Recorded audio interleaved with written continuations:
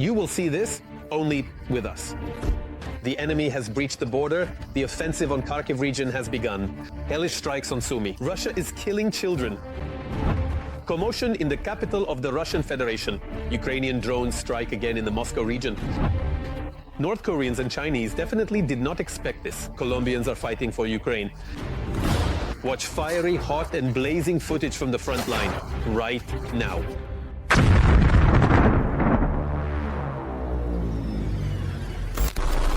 The fourth year of the full-scale war, the war that Vladimir Putin and his entourage unleashed on Ukrainian soil.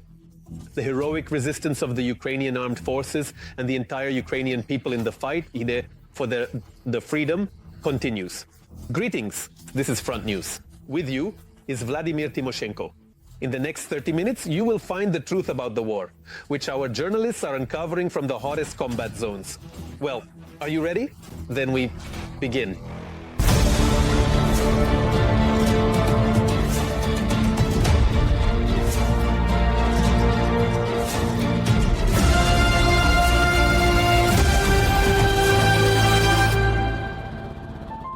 And we start right away with the most terrifying.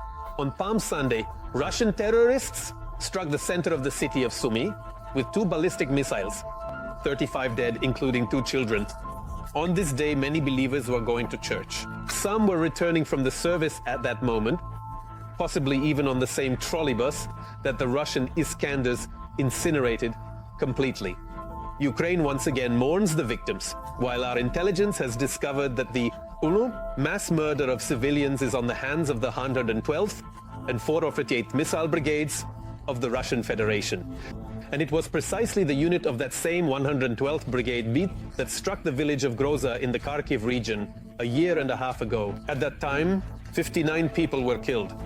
TSN journalist Oksana Solodovnik visited the site of the bloody events in Sumy. Her chilling report follows. Smoke, glass, debris, a large number of burned-out cars. This is the center of Sumy. Right in the middle of the street lie the bodies of the dead, and there are many of them. It's horrifying. The street is practically drenched in the blood of the victims of the Russian attack. At the scene of the tragedy, the identification of the deceased by their relatives continues. The first missile strike by the occupiers was at 10:20 in the morning, and the treacherous second strike, which has become a trademark style of the Russians, followed 3 minutes later. One missile hit the roof of the State University's Congress Center. This is a venue for many educational events, a large library. On weekdays, numerous children's clubs operated here. Another missile intended to kill everyone who came to rescue the wounded hit the academic building. The explosion destroyed classrooms on 2 floors, blew out windows in adjacent courtrooms, historical buildings, and nearby apartments of Sumy residents. I saw people running out onto the street with bloodied faces. Horrible. Everything is burning. Everything is ablaze. It's like a smoke screen. Many people were lying on the asphalt. Well, it's terrifying. The owner of this car, amazingly and incredibly, miraculously remained unharmed. She managed to hide between the explosions. Is this your car? My daughter's. And how is your daughter? She survived. She managed to get into the bomb shelter. But the trolley bus didn't make it. Its route passes literally a few meters from the school building. Several civilian cars and this trolley bus were at the epicenter of the explosion. Unfortunately, most of the people who were in it died, as the vehicle was pierced through by debris. Rescuers and police officers who extricated the body of the deceased trolley bus driver and another woman say that they had no chance of survival, as the Russian missile was specifically designed to destroy the unprotected people. Examinations are being conducted to check what kind of munitions were used. But it is already visibly apparent on the walls that these were shrapnel elements, and most likely it was a ballistic missile with cluster munitions, intended to destroy personnel. People were returning from church. Today is a major holiday, and the enemy delivered such a criminal strike. The number of casualties was increasing by the minute, eyewitnesses report. People were dying from blood loss in the arms of passers-by, who were providing assistance. The wounded were being rescued by medics, police officers, rescuers, and Red Cross representatives. In the first hour after the terrorist attack, there were already more than 20 fatalities. By the evening, the number of victims had risen to 34, including two children. 117 wounded people sought medical help, including 15 children. We saw that cars and people were burning here. Some were groaning, some were not. We then started to examine them, walked through the trolley bus, checked whether they were alive or not. Unfortunately, all the people there had died, and we evacuated everyone to a safe place, the basement of the banking academy. And accordingly, help was provided there. Unfortunately, one woman died. A headquarters for assisting the victims has been set up near the site of the tragedy. 20 buildings were damaged by the explosions, including 4 educational institutions, 10 cars, a trolley bus, a cafe, shops, and 5 apartment buildings. Rescuers are still clearing the debris. Almost 90 victims sought medical assistance, including 10 children, and unfortunately, these numbers are clearly not final. Law enforcement is now investigating the circumstances of Russia's cynical war crime.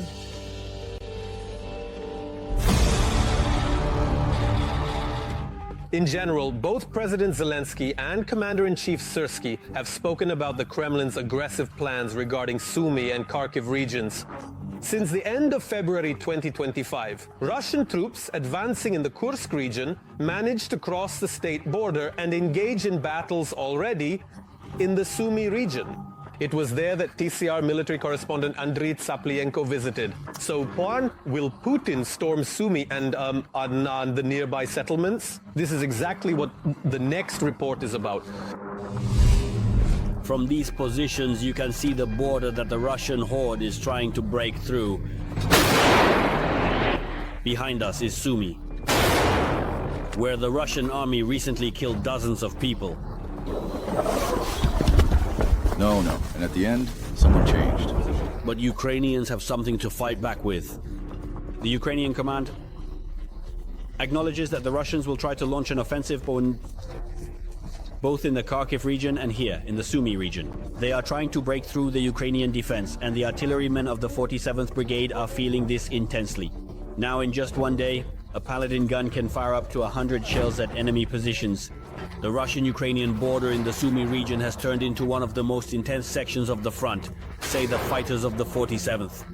And since the counter-offensive at Robotyne, they have seen almost the entire line of combat contact. Perhaps the hardest part right now is here, in the Sumy direction.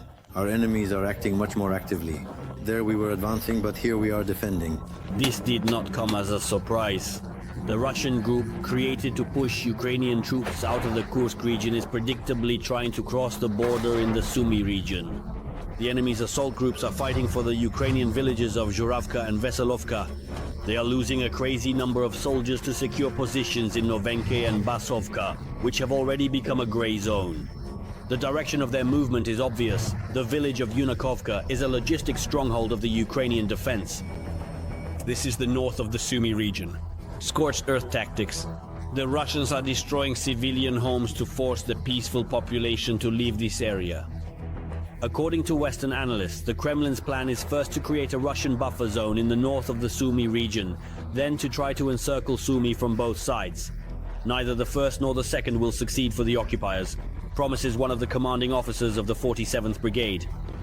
We can already see that they have absolutely no results. In fact, we have made some advances in certain areas. I am local myself, fighting in my homeland, in my small historical homeland. I think they have 0 chances here. Well, 0. Currently, American M109 Paladin howitzers are targeting the enemy's assault groups. But if the Russians suddenly reveal their artillery, everything flies at them. Shells, missiles and drones. Look, it's off. Is our FPV flying? Ours. We will do everything to be able to defend as effectively as possible and give them a worthy response. We are engaging the target. But are these assaults? From their side, I mean. From their side as well. We are also engaging. We are preparing a bridgehead for an offensive, so to speak. Ukrainian troops are still present in the territory of Kursk. Some units of the armed forces broke through into the Belgorod region to split the Russian grouping. Therefore, the enemy will no longer be able to advance with a unified front in the Sumy and Kharkiv directions. But, it was very loud recently in the Moscow region. So loud that Vnukovo Airport temporarily ceased operations. The Russians themselves write in various forums that drones resembling helicopters attacked the Moscow region. Well, as they say, fear has big eyes. And by the way, It immediately brings to mind the statement by Alexander Syrsky that the Ukrainian Armed Forces destroyed a Russian Tu-22M3 bomber using a Ukrainian drone. All the details? Let's watch. Go ahead! Whoa, whoa, whoa, whoa, whoa! There's something! Whoa, whoa, whoa, whoa, whoa! Drones came to wish an unrestful night to the residents of the Kaluga and Moscow regions. Around 9 in the evening, 6 UAVs were allegedly shot down over the Kaluga region. Explosions were heard in Naro-Fominsk, Moscow region. Vnukovo Airport temporarily did not accept or dispatch planes. Restrictions were also imposed on the operation of the airport in Kaluga. Meanwhile, there is no one to defend Russia because everyone is involved in the so-called special military operation. Russians are beginning to advance on the Sumy and Kharkiv regions. The fact that the offensive has already begun was stated by the Commander-in-Chief of the Armed Forces of Ukraine, Alexander Syrsky, in an interview with journalists. There are attempts at an offensive now, in the Sumy direction, in the Kharkiv direction. But considering that we have established a second and third line of defense and have fortified well, adopting an active defense, and finally, managed to create proper engineering, structures, today, the enemy lacks the forces and means to launch any serious on a significant offensive. The Ukrainian commander-in-chief also stated that Ukraine was responsible for the accident involving the strategic bomber Tu-22M3. Moreover, this was achieved like most strikes with a drone. In Russia, it was said that a technical malfunction allegedly led to the destruction of the bomber. The Ministry of Defense cited a technical malfunction as the cause of the accident. At the same time, Syrsky notes that the front in Ukraine is constantly expanding, and Russia's mobilization resource amounts to 20 million people, most 5 million of whom have military experience. Due to the constant doubts among our partners, ongoing disruptions in the supply of ammunition and weapons, their ambiguous political statements, and various considerations and deliberations, we have prolonged this war for more than 3.5, almost 4 years. Although we could have ended it long ago if the European Union had given at least 2% of its weapons to Ukraine, we would have already put an end to it. The occupiers are replenishing their army not only with Russians but also traditionally with North Koreans. If previously the latter used old Soviet tactics and suffered significant losses, now they have better training and equipment. Even with this, the likelihood that the North Koreans won't be cannon fodder is very low. Only incompetent commanders who simply want to preserve the lives of some Russian soldiers recruit these North Koreans. A very big problem is the language barrier. Accordingly, it is very difficult to establish interaction with North Korean units. Hour by hour, dealing with Russia doesn't get easier, as the Kremlin regime is very prone to fabrications. Not always successful, but they can certainly rattle nerves. This is exactly what they plan to do in the fall in Belarus, specifically by conducting the Zapad 2025 exercises. In my opinion, the situation might not develop favorably for the European Union. Lithuania, Estonia, Latvia. That's 60,000 if he mobilizes and gathers them for exercises. As it was, they gathered 150,000 for exercises around Ukraine.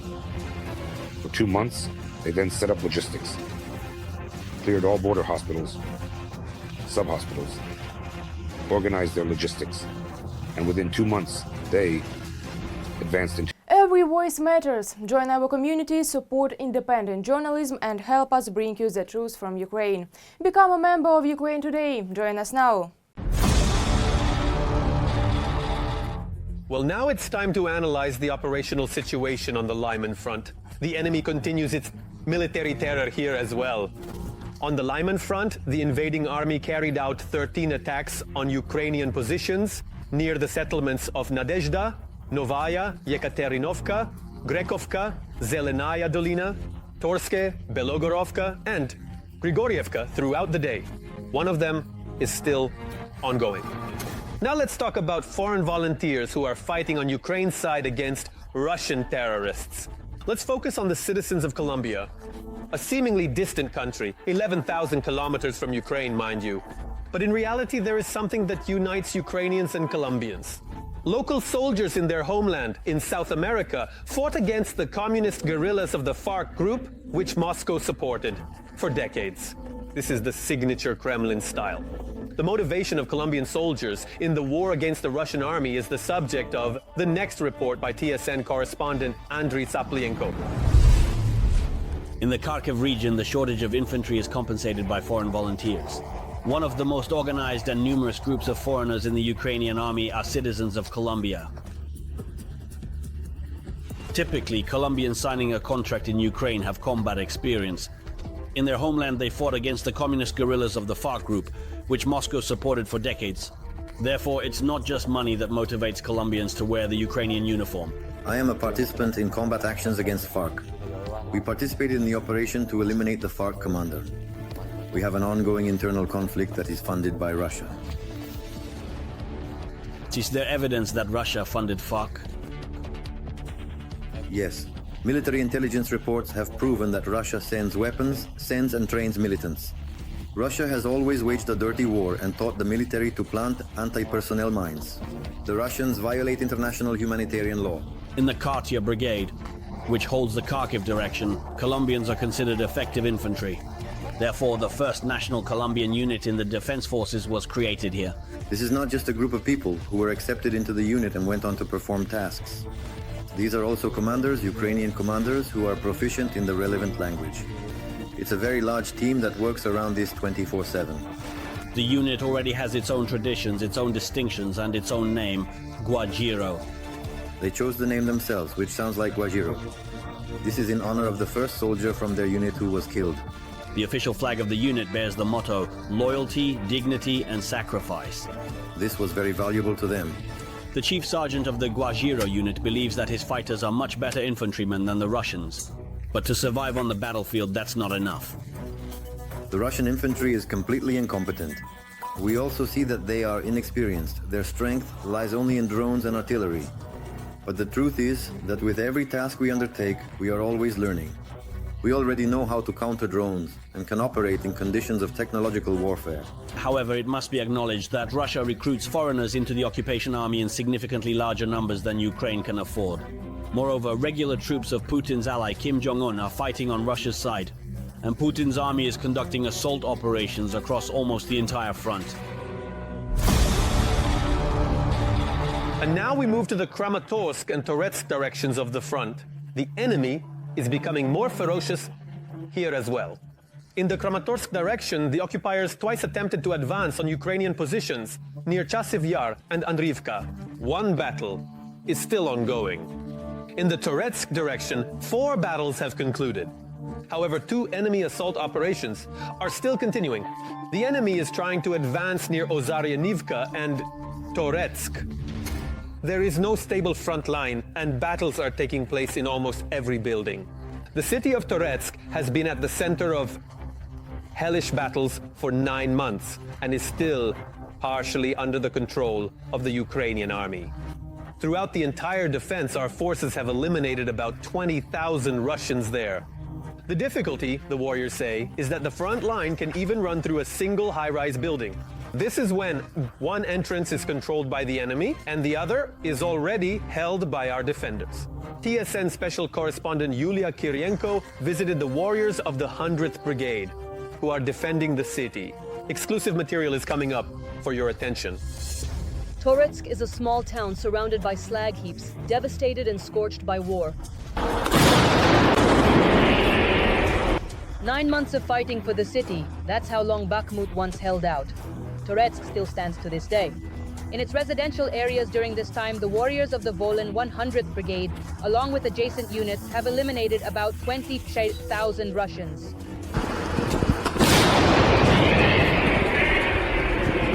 And now the fighters are repelling another assault by the occupiers. The Ukrainian-made Bodana cannon is in operation.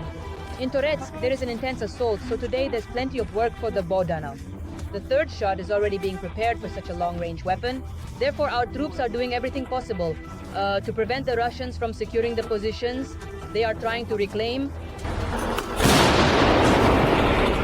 The cannon fires a shell and the artillerymen lift another one. They do it together. The work is physically demanding. Not heavier than a sack of flour. 40 kilograms more or less.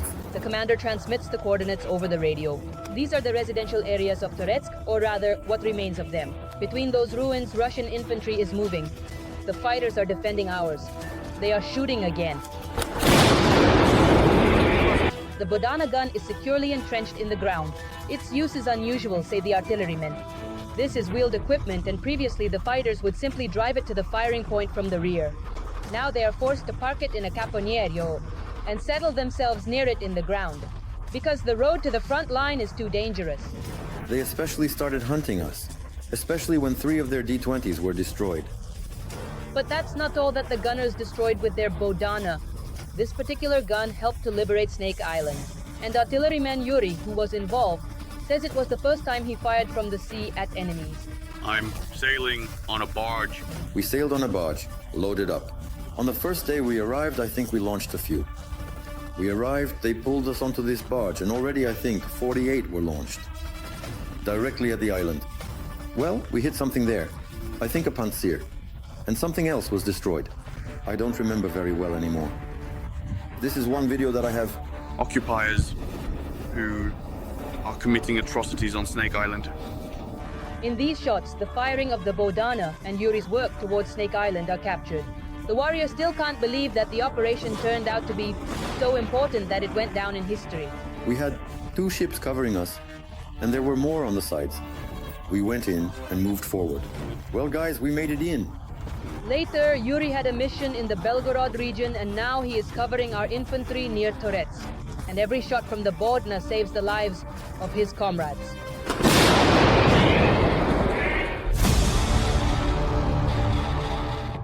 And now we move to the blazing Pokrovsky front line. Let's be honest, Wasesits, this is another sacred target for Putin and his pack. Accordingly, the situation here is extremely tense. In the Pokrovsky direction, Russian invaders made 19 attempts to push our defenders from their positions in the areas of the settlements of Sukaya Balka, Yelizavetovka, Lisovka, Kotlino, Udakhne, Kotlyarivka, Bodanivka, and Andriivka. The defense forces are holding the line and have already repelled 16 enemy attacks. 3 clashes are still ongoing. Yes, the Russians are advancing in the Donbas. The main goal of the enemy here is clear: to capture the urban agglomeration of Kramatorsk, or at least part of it, the city of Kostiantynivka. But, even this task seems unrealistic. In order to encircle Konstaka, as the city's defenders call it, the enemy first needs to occupy Chasiv Yar and Toretsk. But in both settlements, the Russians have been stuck for several months, and it's all thanks to the Ukrainian heroes. Details in the exclusive report from the front line by TSN military correspondent Andriy Tsaplienko. The 2S-7 Legendary. Pion is the largest caliber of Ukrainian barrel artillery. Shells weighing about 100 kilograms almost became a problem for the Ukrainian army, but Ukraine managed to solve the issue of their shortage. However, Russia did not. Apparently, that's why Putin is asking Kim Jong-un for his large-caliber Koksan installations. The Pions have become one of the advantages of the Ukrainian forces. This is the largest caliber, and it is very important. Because Ukraine does not have such a huge number of missiles, a large number of targets have to be hit with large caliber shells. When the massive, powerful giant gun fires, you can feel the ground vibrating under your feet. You aim, notify everyone that there will be a shot, and then you fire. At the beginning of the war, these peonies of the 43rd Brigade stopped the advance of enemy columns on the capital. 3 years later, the old 8-inch gun remains relevant. It dismantles well-protected Russian fortifications, essentially performing the function of cabs, which the Ukrainian army critically lacks. How many shells can you load in a day? A lot? Let them bring more. We will work, so to speak, until we drop. 50, 40. Probably the most was somewhere up to 100. 50, 40. The most probably was somewhere up to 100. Wow. They won't let you fall. There is always a medic at the peony position. I always go out with the guys to the firing line. God forbid something hits, I provide first pre-medical aid. Despite all efforts and tremendous losses, unfortunately, Russia cannot achieve significant advancement on the front. As a result, Russian terrorists strike peaceful cities, while the world harbors illusions about appeasing the Kremlin killer. Well, now it's time to analyze the situation on the Huliaipol and Kharkiv directions of the front. Russian world continues to destroy, kill, and maim here as well. In the Huliaipol direction, the enemy carried out airstrikes with unguided rockets on Huliaipol and Zhelezhnodorozhne. In the Kharkiv direction, our defenders repelled 3 enemy assaults by Purta in the areas of the settlements of Stepne and Lobkove and Orkaye Maliko Sherbaki. 1 person was killed, and 6 others were injured as a result of the Russian attack on the Zhytomyr district. The fact is that an enemy drone hit an ordinary apartment building. 5 more people were injured, among them a child born in 2011. The child has been hospitalized. According to preliminary data, at least 5 neighboring houses were damaged. All the details in the next report by TSN correspondent Valentina Dobrota. The Russian drone clipped trees on its path and fell between apartment buildings. The blast wave blew out windows and doors, and a store on the ground floor caught fire. At that moment, 74-year-old Halina was passing by the store. After suffering a stroke, the woman has poor hearing and didn't even know about the air raid alert. I didn't understand what happened at all when it exploded. I fell and there was a fire in that store. The windows blew out and it fell on me. I was bleeding from my head and legs. Halina was admitted to the hospital in serious condition, impaired consciousness, open cranial injury, concussion, and debris all over her body. A Russian drone arrived at these houses by evening. It kept spinning and then suddenly started descending. And explosions. Everything is falling. Everyone is screaming. People were just coming home. Well, I'll give you a ride now. Yuri was just entering his apartment. There were glass shards in the walls, plaster crumbled, interior doors flew out, and 2 walls were completely burned out. His daughter and wife wouldn't have had any chance if they hadn't run to the shelter when the alarm was announced. We respond to alarms, we go out, and I had just come from work, called them, and told them to go to the shelter. We weren't at home here, we were in the neighboring one. When the apartment was already on fire, the man rushed through the smoke to save the cat and documents. I ran in, grabbed him, and he survived. In the apartment, opposite Yuri's lived a large and less mobile family. I'm at work in Kyiv. My daughter with her bedridden mother and bedridden child were here for a year and a half. Yes, we pulled them out. Lezia's entire family found refuge with relatives, and the woman came home to clean up the broken glass in the apartment. They miraculously survived. I don't know how it happened. Some kind of miracle. It was all so close. I don't cry anymore. Lezia's bedridden mother, as well as the wounded in the damaged apartments, were the first to be rescued by local residents even before the emergency services arrived. Many people helped. Many ran around asking if there were any injured. They carried out elderly people. One grandmother was brought here to the bench. She was very badly injured.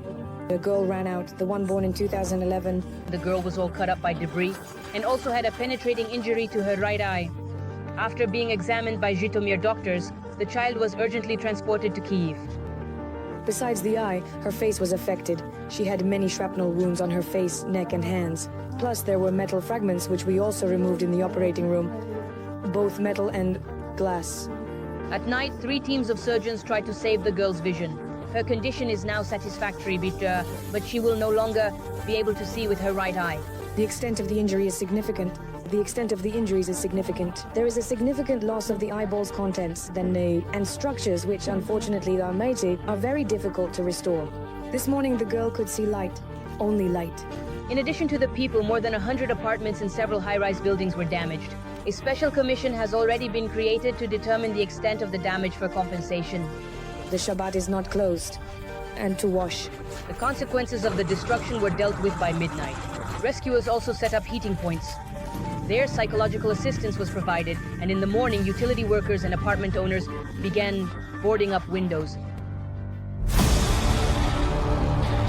That's all for today. But very soon on the Front News program, there will be new, unique materials from our journalists in the hottest spots of the war, obtained so that you know the truth. This was Vladimir Timoshenko with you. Take care of yourself and your loved ones.